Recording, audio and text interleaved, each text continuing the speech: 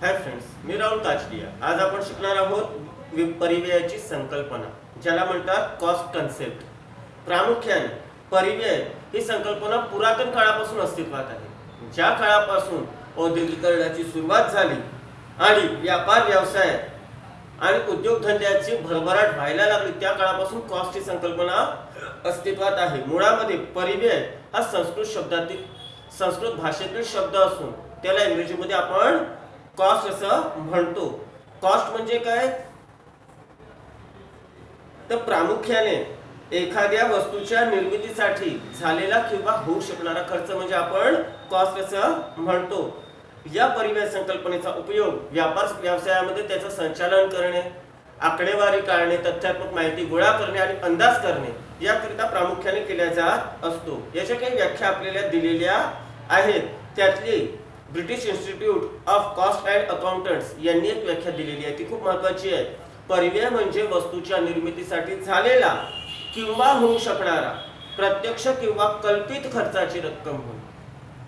म्हणजे कधी कधी काय होत असतं की एखादं प्रोडक्शन आपण तयार केलं आणि त्या प्रोडक्शनसाठी किती खर्च आला प्रत्यक्षात, ते जेव्हा आपण कॅल्क्युलेट करतो, वेगवेगळ्या स्टेजवरचा कच्च्या मालाचा खर्च किती, त्याच्यानंतर पहिल्या प्रोसेसचा खर्च किती, त्याच्यानंतर त्या वस्तूवर दुसरी प्रोसेस करावी लागते, त्याच्यानंतर पॅकेजिंग करावी लागते, अशा प्रत्येक प्रोसेसवर येणारा खर्च जर आपण पर युनिट काउंट केला तर जो येणारा आहे तो प्रत्यक्ष खर्च, म्हणजे त्यालाही कॉस्ट म्हणतात।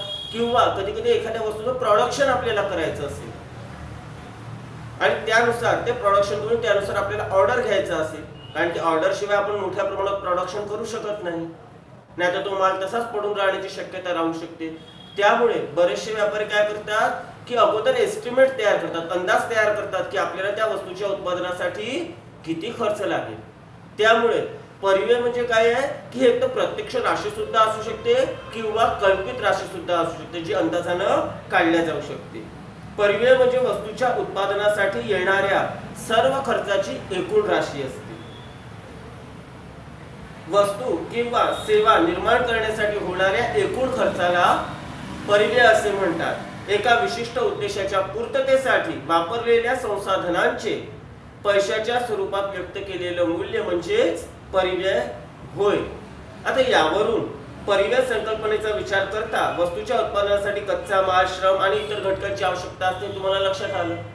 आता हे एकूण खर्च म्हणतात। आता एकूण खर्च म्हणजे काय, तर कोणत्याही वस्तूचं उत्पादन करायचं असेल तर काही पैसा कशावर लावावा लागतो, सामग्रीवर लावावा लागतो। कच्चा माल आहे, पॅकेजिंग मटेरियल आहे, अन्य सामग्री आहे, या सामग्रीवर खर्च करावा लागतो। याशिवाय मजूर लोक लागतात, कामगार वर्ग लागतो, त्यांच्याशिवाय प्रोडक्शन होऊ शकत नाही, म्हणून कामगारांना त्यांचं वेतन वगैरे देणं, हमाली देणं इत्यादी सुद्धा खर्च करावे लागतात। याशिवाय इलेक्ट्रिक बिल आहे, कोळसा, इंधन, गॅस अशा अनेक प्रकारचे आणि स्टेशनरी वगैरे आणि पत्रव्यवहार करावा लागतो, ऑर्डर घ्यावे लागतात, निविदा बोलवाव्या लागतात, असे अनेक प्रकारची कार्यालयीन कामं सुद्धा त्याच्यामध्ये अंतर्भूत होतात। आणि त्यामुळे वस्तूचं उत्पादन करण्यासाठी कच्च्या मालाच्या भरण्यापासून मालाची जाहिरात करून त्या मालाची संपूर्ण विक्री करून विक्रेतर सेवा देण्यापर्यंत अनेक प्रकारची कार्य आणि त्या कार्याच्या अनुषंगाने खर्च करावा लागत असतो। प्रामुख्याने उत्पादक हा सगळा खर्च ग्राहकांकडूनच वसूल करत असतो। त्यामुळे वस्तूचं जे निर्मित मूल्य आहे त्यामध्ये हे सगळे खर्च ऍड केले जातात, समाविष्ट केले जातात आणि त्यानंतर त्याच्यामध्ये आपला नफा जोडून वस्तूचं फायनल विक्री मूल्य दर्शविण्यात येते। आणि त्यामुळे वस्तूच्या अशा वेगवेगळ्या स्तरावर कोणकोणते खर्च होतात याचं कॅल्क्युलेशन करण्यासाठी कॉस्ट ही संकल्पना अस्तित्वात आलेली आहे। यामध्ये परिव्ययाला वेगवेगळे प्रमुख 3 घटकामध्ये विभाजित करण्यात आलेले आहे। पहिला आहे सामग्री, दुसरा आहे श्रम आणि तिसरा आहे इतर खर्च। या तिन्ही खर्चांचे 2 उपप्रकारामध्ये वर्गीकरण करण्यात आलेले आहे। प्रत्येक खर्च 2 उपप्रकारामध्ये वर्गीकृत आहे, प्रत्यक्ष खर्च आणि अप्रत्यक्ष खर्च। आता प्रत्यक्ष आणि अप्रत्यक्ष कशाला म्हणायचं तर ते आपण विवेचन पाहू। जसं सामग्री आहे, तर कोणत्याही वस्तूच्या निर्मिती करता सामग्री कोणाला म्हणायचं, कोणत्याही वस्तूच्या निर्मिती करिता कच्च्या मालाची गरज असते। उत्पादनासाठी लागणाऱ्या कच्च्या मालाला सामग्री असं म्हणतात। ही सामग्री 2 प्रकारची असते, एक आहे प्रत्यक्ष सामग्री आणि दुसरी आहे अप्रत्यक्ष सामग्री। आता प्रत्यक्ष सामग्री म्हणजे काय, ज्याला म्हणतात डायरेक्ट मटेरियल्स। अशा सामग्रीचा वस्तूच्या उत्पादन ज्या सामग्रीचा वस्तूचं प्रोडक्शन करताना प्रत्यक्ष वापर करण्यात येतो आणि निर्मित वस्तूचं ती प्रमुख अंग असते. निर्मित वस्तूमध्ये ती दर्शविता सुद्धा येते. म्हणून निर्मित वस्तूची अंग बनणारी आणि निर्मित वस्तूच्या प्रत्येक भागात स्पष्टपणे दिसून पडणारी सामग्री म्हणजे प्रत्यक्ष सामग्री. जसं आपण कापड आहे, ड्रेस घातला, याच्यातून आपण कापड काय आहे पाहू शकतो. कापडाला अजून आपण थोडंसं हे केलं तर त्याच्यातले धागे सुद्धा पाहू शकतो. म्हणजेच या सामग्री करता म्हणजे एक ड्रेस तयार करण्याकरता जो कापड वापरला तो कापड काय आहे प्रत्यक्ष सामग्री आहे. एखादं काजू कतली आहे, काजू कतलीमध्ये आपण काजूचा स्वाद अनुभवू शकतो, साखरेचा स्वाद अनुभवू शकतो, गोडवा त्याच्यातून लागू शकतो. म्हणजेच त्याच्यामध्ये वापरलेली साखर आणि काजू हे काय आहे प्रत्यक्ष सामग्री आहे. चांदीचा वर्क त्याच्यावर लावण्यात येतो तर चांदीचा वर्क आपण प्रत्यक्षपणे पाहू शकतो. ती म्हणजे काय आहे प्रत्यक्ष सामग्री. म्हणजे सांगायचं तात्पर्य असं की जी सामग्री निर्मित वस्तूचे अंग बनते आणि निर्मित वस्तूच्या प्रत्येक भागामध्ये स्पष्टपणे दिसून पडणारी सामग्री जी असते त्या सामग्रीला आपण प्रत्यक्ष सामग्री म्हणू शकतो.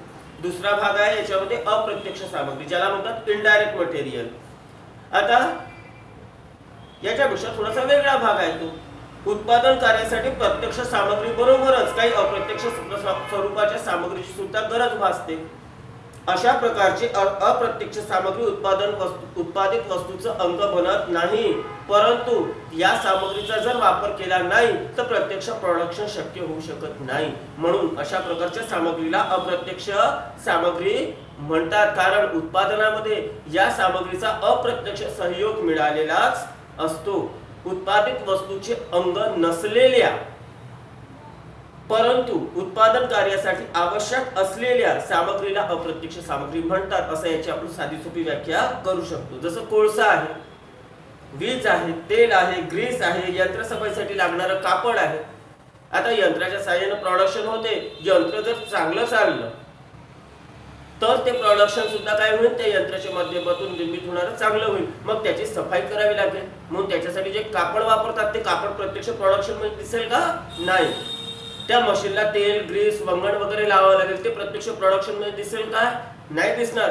परंतु या सामग्रीचा जर प्रत्यक्ष सपोर्ट मिळाला नाही तर निर्मित होणारे प्रॉडक्ट जे आहे ते उच्च दर्जाचं होऊ शकत नाही. म्हणून निर्मित वस्तूचं अंग नसणारी परंतु निर्मित वस्तूच्या उत्पादनाकरिता आवश्यक असणाऱ्या सामग्रीला अप्रत्यक्ष सामग्री म्हणतात. तसंच आहे श्रम, ज्याला म्हणतात लेबर.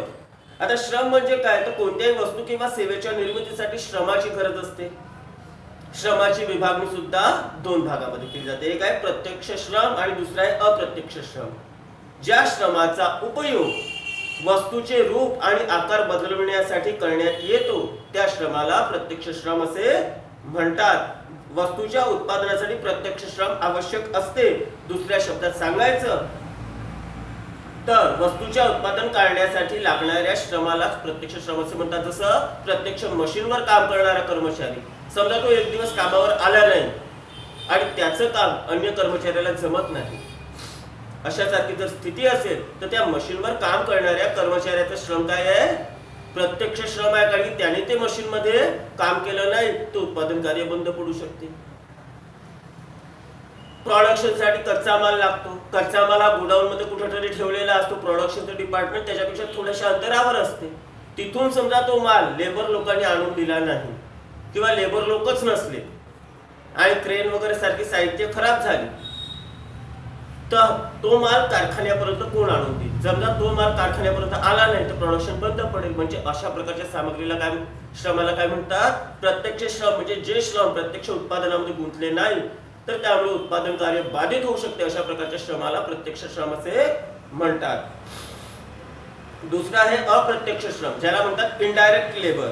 ज्या श्रमाचा उपयोग वस्तू उत्पादन कार्याशी प्रत्यक्ष असा येत नाही त्याला अप्रत्यक्ष श्रम असे म्हणतात. जसं उत्पादन विभागामध्ये काम करणाऱ्या श्रमिकावर नजर ठेवण्यासाठी एखादा निरीक्षक ठेवला असेल, तो निरीक्षक कधी येऊ काय नाही येऊ प्रत्यक्ष उत्पादन कार्य बाधित होईल का नाही. ज्यांना मशीनवर काम करायचं ते काम करत राहील.